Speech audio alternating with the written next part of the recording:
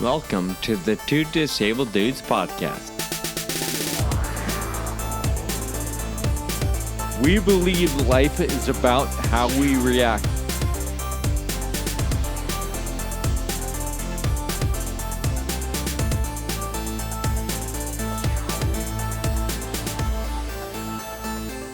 Thanks for tuning in today. My name is Sean. Way back when, in episode 114, we discussed this notion of prejudging people with disabilities. And a couple weeks later, we released what we called 114 Bonus, where we invited some friends to join us to dialogue about those experiences. In that episode, you met for the first time on our show Effie Parks. Effie Parks is the host of a podcast titled Once Upon a Gene. Once Upon a Gene podcast explores the world of raising children with disabilities and rare genetic disorders. Effie shares her own personal story of raising a child with CTNNB1 syndrome. Effie joins us in this episode for an interview, so enjoy the episode.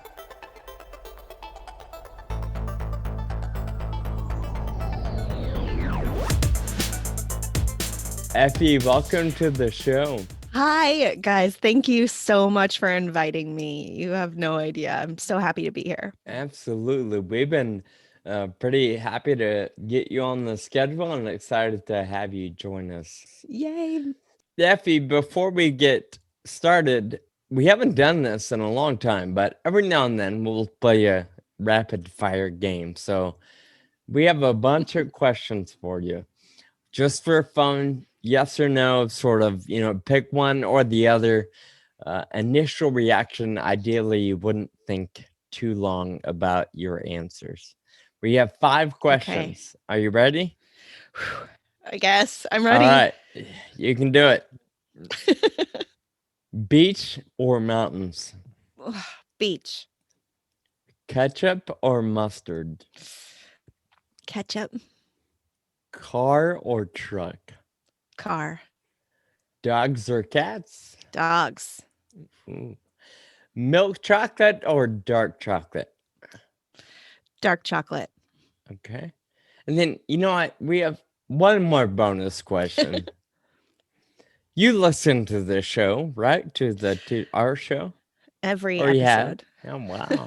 So are you a Team Sean or a Team Kyle listener? I imagine that both of you are just connected and you're one amazing dude. So Team Two Disabled Dudes. That's way too diplomatic. It's funny. Every episode, depending on who is taunting who, it's really fun. I love being on whoever is getting or whoever is doing the taunting at the time. So yeah. You don't even care about the topic. You're just pro pushing buttons. Whoever's pushing the buttons. Whoever's pushing buttons, I'm with you that day. Nice. Well, Effie, like I said, we've been looking forward to having you on the show. For our listeners' sake, and even for us, will you give us a glimpse into your life as a mom, rare disease, parent advocate, whatever you want to throw out there, and then we'll dig in from there. I have 2 kiddos. Ford is 4 years old, and Esme is almost 2. Ford was born with a rare disease called CTNNB1 syndrome, and that kind of threw our entire world into a spin, and it was a real shock for our family to learn about our son's health conditions. So, it was a lot of things that we weren't prepared for and a lot of expectations that we had to bury.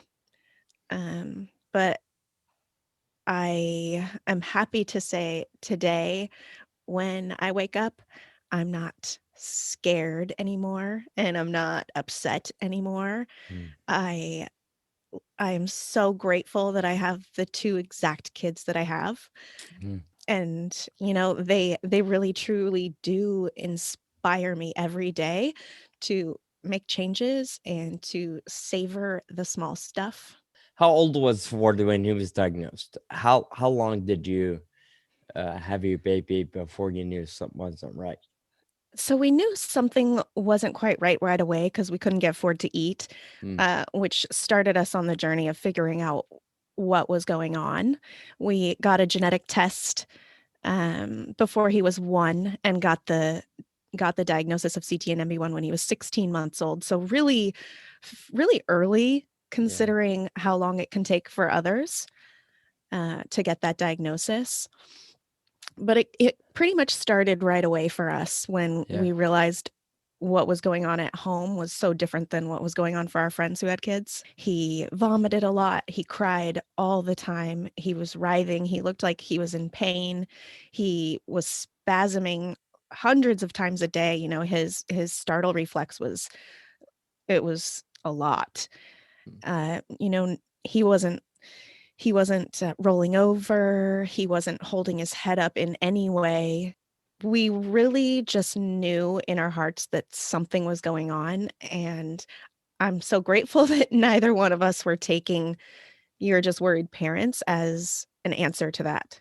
mm. Mhm. So I Yeah. think that was the very first time where we realized how important it was to listen to our gut and not just go with the flow and be told what to do by people who we respected and who had some sort of power over the situation. Mm. Yeah, that's probably a really hard balance, right? Because you want to advocate for yourself, but you also don't want to affect the relationship, like Definitely. And that is a dance that you continue to do the entire yeah. time. I'm sure with both of you as well, with your doctors, you have these concerns or whatever. You don't want to make your healthcare professional upset, or Right. you don't want to cause any sort of rift in that because you need each other. I saw somebody a few months ago, and I definitely pissed her off because I pretty much told her straight up she was wrong, and Well, I didn't care about her education. You know, She, I'm the same way, Sean. I kind of feel like I'm a lot like you. I'm hot in certain situations mm, to mm. where like sometimes you just know too, right? Like you're not my person. Yeah, And Yeah, yeah. and So, that's Sean, okay. how'd that totally. go? She stood her ground. Dermatology, I was starting to see some spots around my eye and face that were noticeable, and she blamed FA. And Mhm. she didn't know anything about FA. She, Mhm. she stepped out of the room, and I know she Googled it because when she came back and she started talking, I was like, well, blah, blah, blah. And she literally showed me her Google search results. And she Mhm. says, no, look, it's FA. And I'm like, so I didn't say that's out loud, but in the moment I realized, okay, you Googled the prevalence of this symptom with this condition that I have, and you found one mention that they're connected, and now you're convinced it's FA, and the only way to get around it is to laser it off. BS, you just want me to laser something off. Yeah, she just wants to try out her new laser. Yeah. Oh, I was so frustrated. So frustrated. You have no idea how mad I am getting right now. Yeah, sometimes you got to do it. Of course, we want to know all about CTNNB1, but I'm curious, going way back to your initial response, how in the world did you and your husband wrestle with the bearing of some of your original expectations for your little family? Casey and I deal with things differently, thank goodness. Hmm.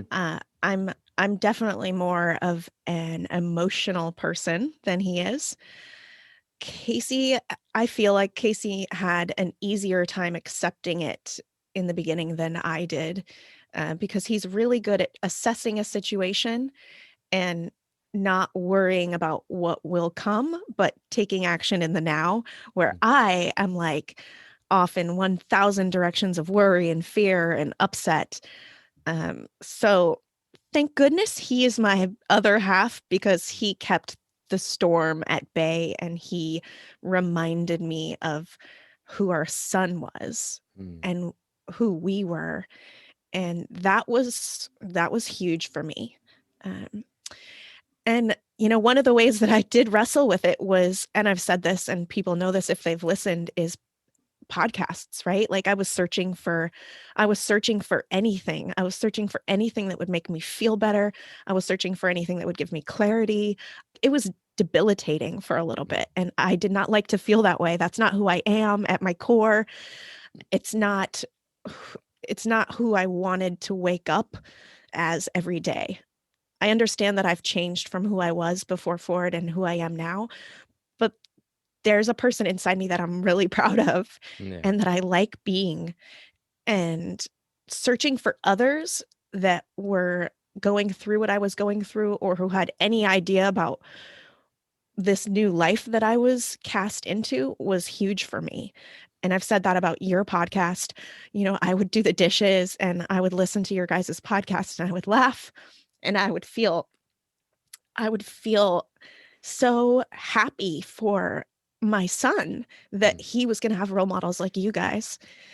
And listening to people who were making me feel a certain way, I just I had so much to learn from that, and I knew that that was such an important piece of my personal journey to understanding the next steps in our life, and also kind of moving through the emotional grief and sadness and just the unknown for Yeah. myself.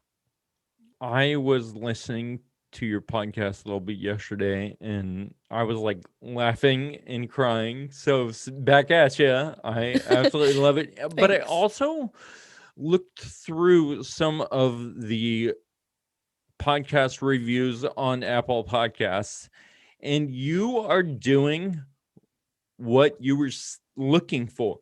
And I love that. Like, I think that's part of why we're doing these podcasts right now, right? Is that we are being the person that we wish we had. Totally. And so, anyway, a little plug for your podcast. It's called Once Upon a Gene, and everyone should check it out on all the podcast platforms. Thank you.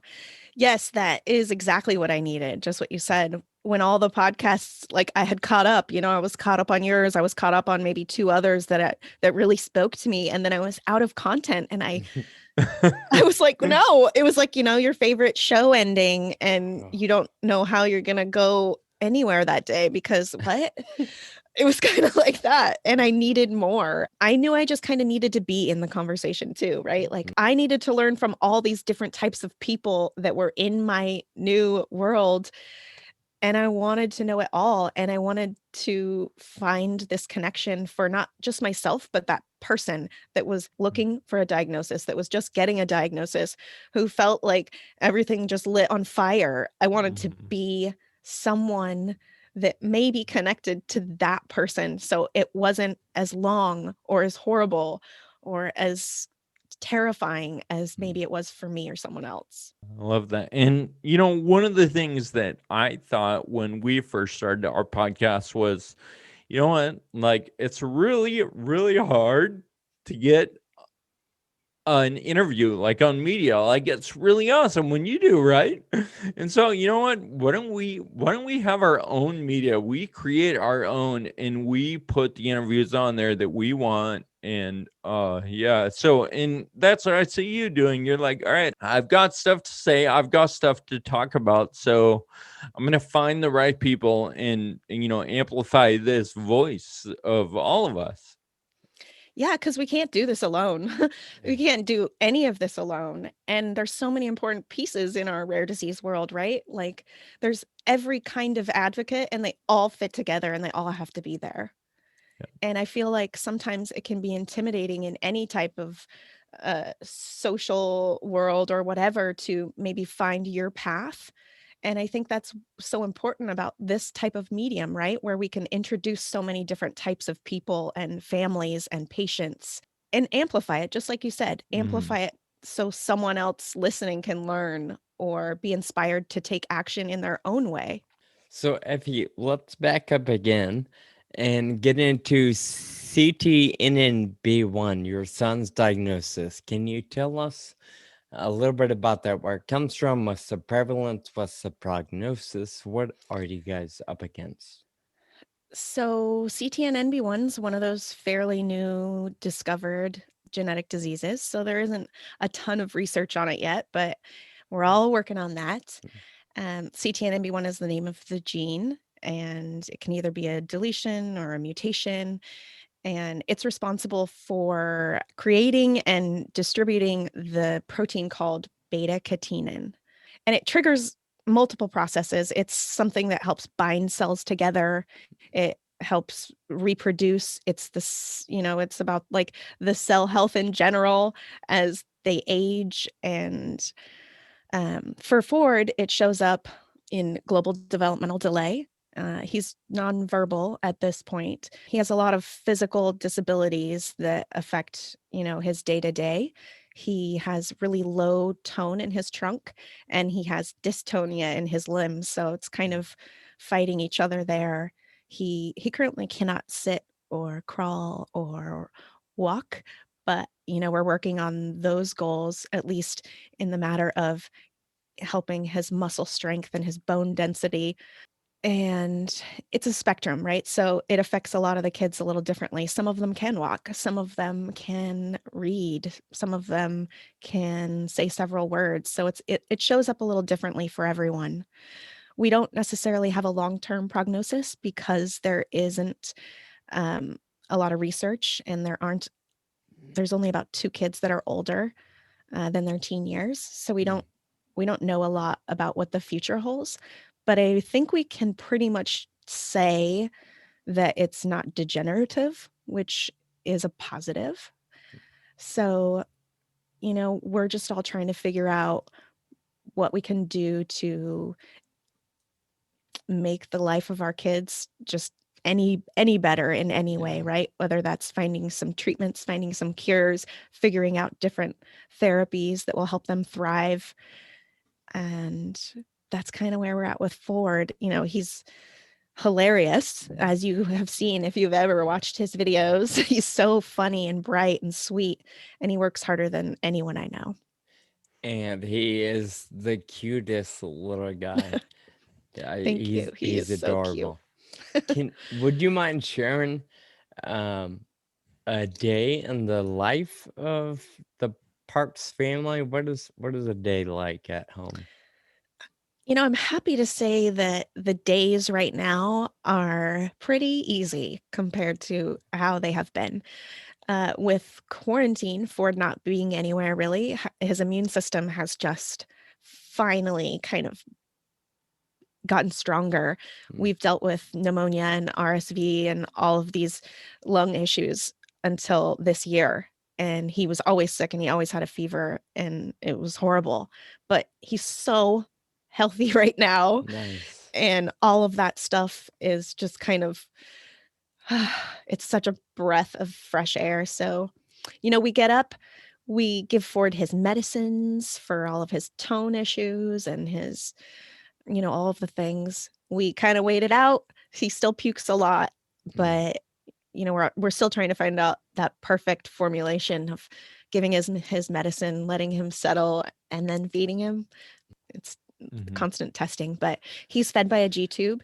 His low tone has prevented him from really figuring out that swallow other than some liquids. So we hook him up to his G tube and we feed him. We get him dressed, we get on his AFOs and his shoes, and right now he gets to go to school for about an hour and a half. So that's all we talk about in the morning. Ford loves to go up and down in the school bus. Yeah. So his little sister and I take him down. He tells the bus driver to push his button. He gets on the bus and he's gone. And, he talks about it the rest of the day when he gets home.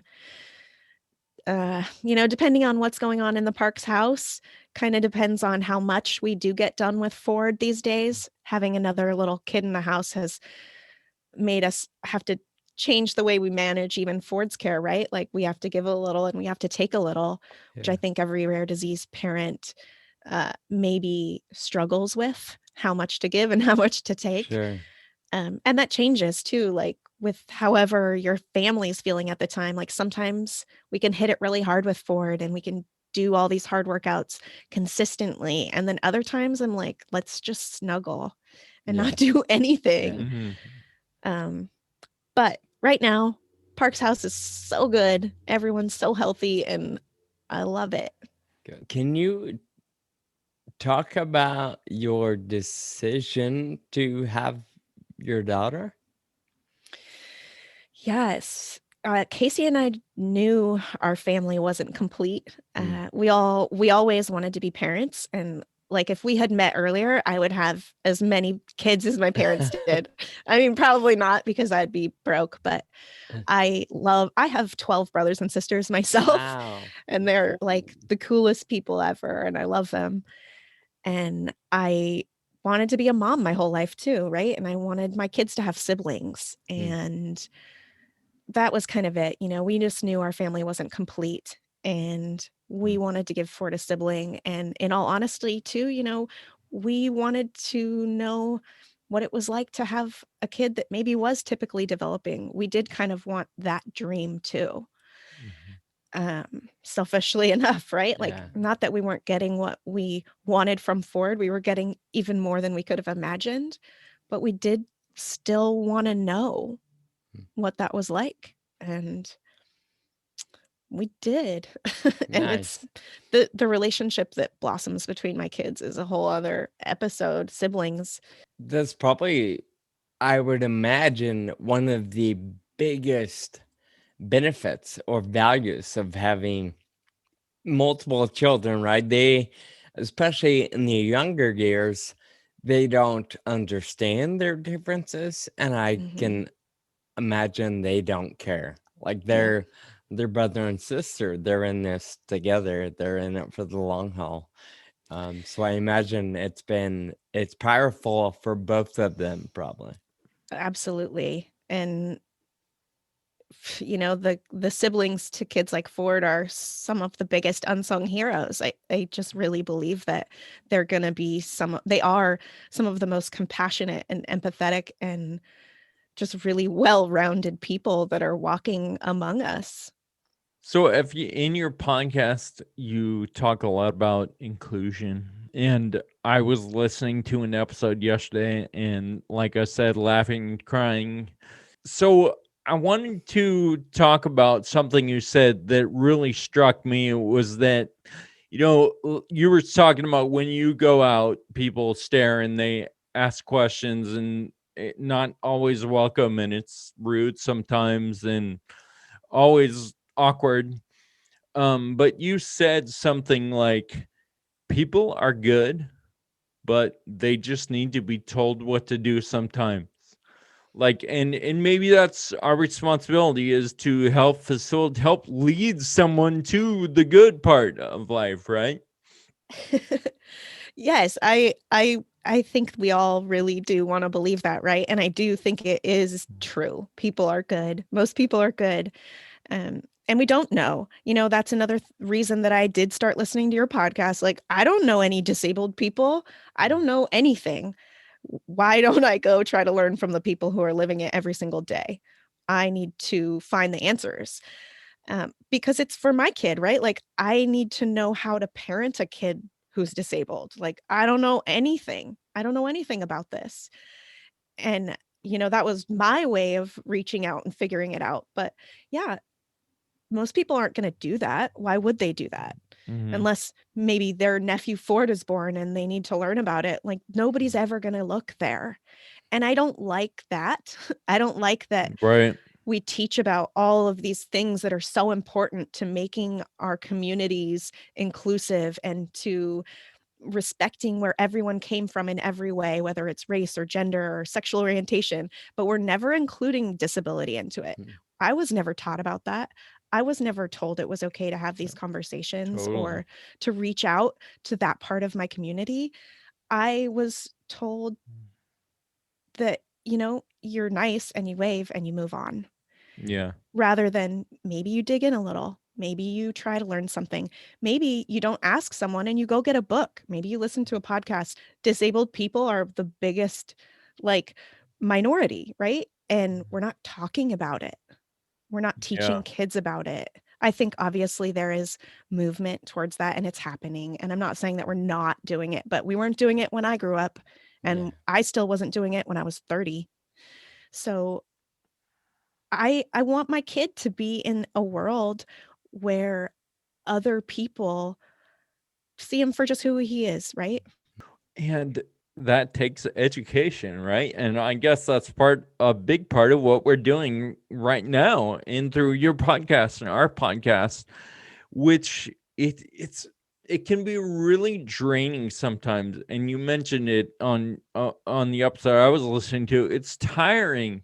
Yeah, sometimes I don't want to do it. Sometimes I Right. don't want to talk about it. Sometimes I don't want to educate you about Mm. disabled people and CT and MB1 and this or that. I just want to go to the park and hang out. I just Yeah. want to be me. I want you to ask me about why I love french fries so much. Like sometimes I don't want to talk about it. And I think everybody feels like that at some point where maybe the questions aren't super welcome. And that's also part of just you being a human being and maybe Totally. taking cues. And I'm not sure if there is necessarily a balance that you just like have and you figure out Yeah. because it's kind of situational. Totally. But I think as long as we're leading with an open heart and we're approachable, that we can really help other people understand if they're genuinely trying to do that. Yeah, being approachable is not my strong suit.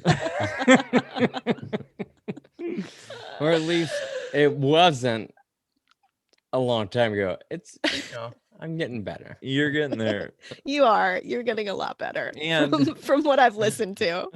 and we talk about it a lot, which means we're all working on it. We're all working on it together. So, yeah. We're all working on it together. And I learned things from listening to both of you talk about these situations, whether Sean's getting pissed or, Kyle has something really insightful to say. Like you learn from other personalities, right? You Mhm. learn from how someone takes that situation for themselves. And I really liked how you described listening to our podcast. Sean being pissed and Kyle being insightful. Let's just keep I it just spit right my water there. out. We'll probably cut that part out. I did not do that to poke the bear, but I do like it when Sean gets upset.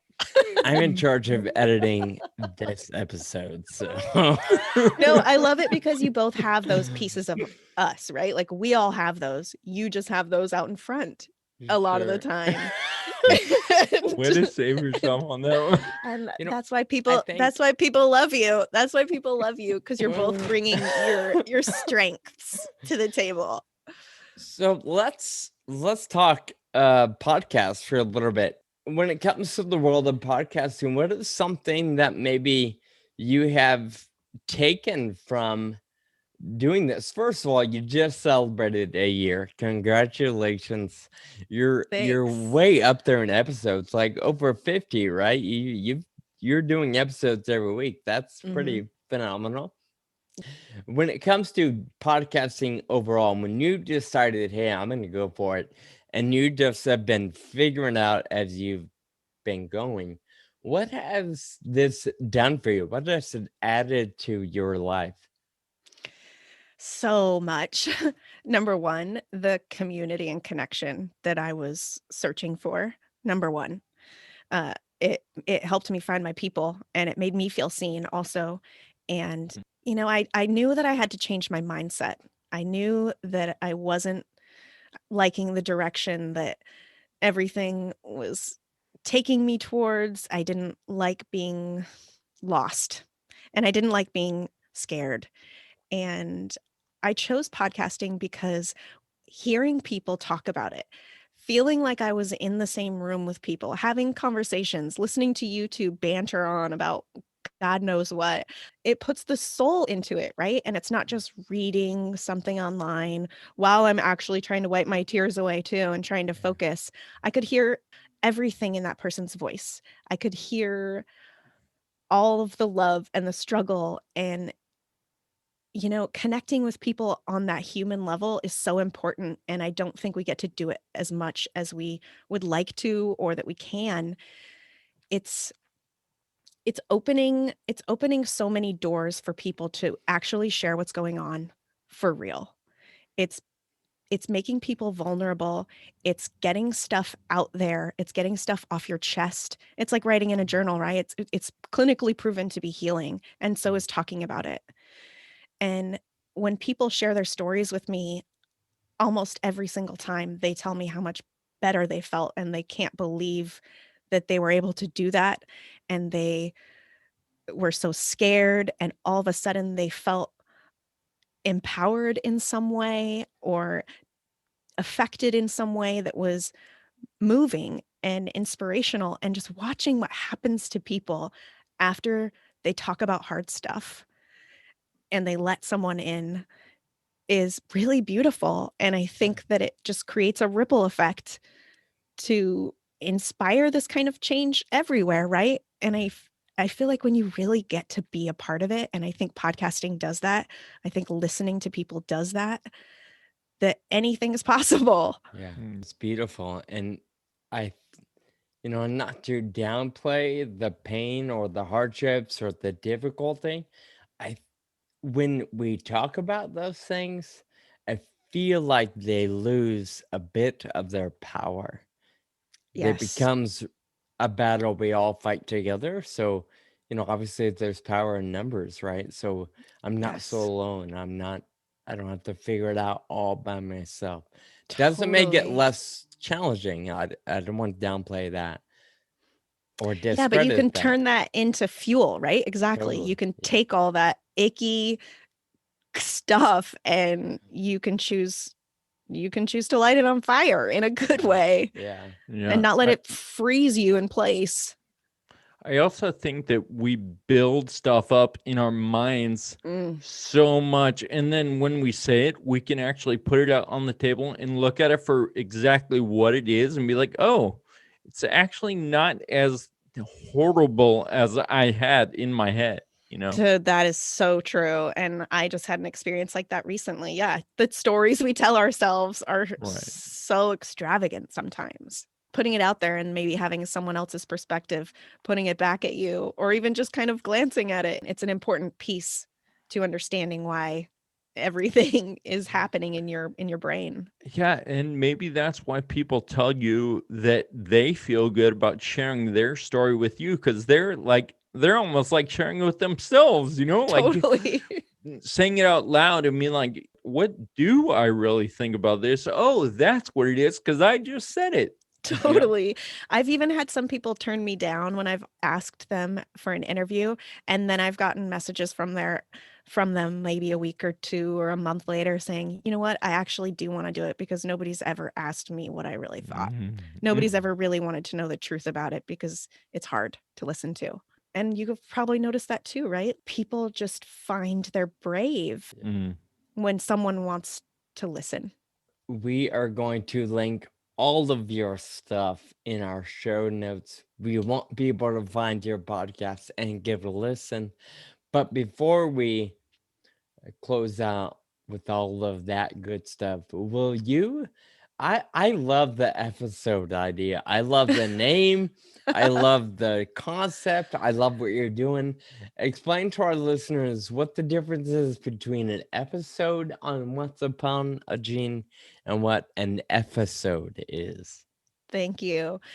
You're gonna make Casey so happy because I get to tell everyone again how brilliant he is for coming up with the name episode. We always get messages about our podcast and stuff from people, and a lot of the messages I was getting was that people wanted to know more about me. Mm. But even starting this podcast, I didn't want to make it about me because I was searching, right? And I was looking for connections for me and others following me. So Yeah, so Casey and I were just kind of talking about it one day, and it just came up, and he had the name, and I was like, well, I can't not do that now because you're brilliant and that's amazing. And, the short format of it, just a couple minutes, I knew was going to fit in, right? It wasn't another long episode that someone maybe had to commit to. It was something that even like my friends and my family who aren't in this rare disease life could just kind of click on and get into and have another glimpse without kind of going there, because a lot of this stuff is for our community, right? But it was a way for them to still be a part of my podcast and still support everything, but maybe for the ones who didn't always connect with everything else along the rare disease stories that are with the rest of the episodes. And also, I thought it would be fun and maybe just be a little bit of bounce into some really serious topics that we cover. So I play with the idea, right? And Shauna so doesn't have the ring to it that episode has. So maybe Well, maybe let Casey know that I going love to. the concept and see if he can come up with a name for me. Yeah, he's the king of dad jokes / puns. So I'll put him on the mission and you're going to get something really good because I think you need it too. So again, once upon a gene, Gene, like our genetic makeup, the host here today, Effie Parks. Thank you so very much for coming on the show with us and just sharing a bit of your journey. And when I say a bit of your journey, listeners, I am serious. We are barely scratching the surface here as we close out season 4. Effie, you're actually our last interview, our last guest for the season. Congratulations. We've just been so excited to connect with you over the years, and we're honored to have you today. Me too. I mean, you guys are like my celebrities. You got me through a lot of dark days, and your podcast is so amazing, and everyone loves you, and I love you the most, just in case anyone wants to measure. Thanks for having me. We're gonna let Andrea know.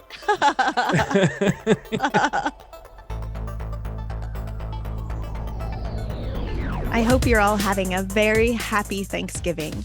And if you need a little extra nudge, here's the laughter from my little boy, Ford.